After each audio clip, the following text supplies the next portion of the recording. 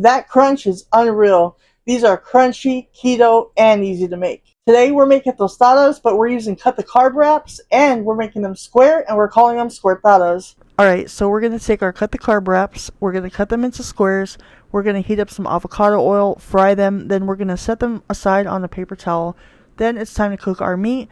I added some ground beef to a pan, going to mash it all up, and then we're going to go ahead and cook it until it's brown, then go ahead and season it, get it all mixed in, add some water if you want to, and then cook it until it's all ready to go. Now it's time to put our squaretadas together.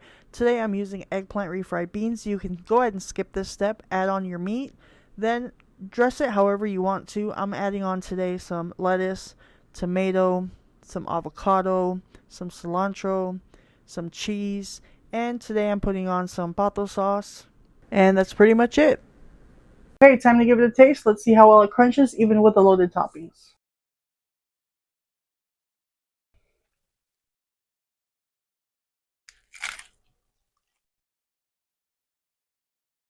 Mmm.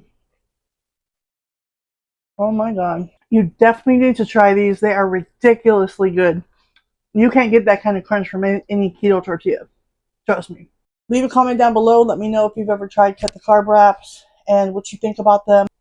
Please like this video if you found it helpful, and hit that subscribe button, hit the notification bell, and stay keto, and I'll see you on the next one.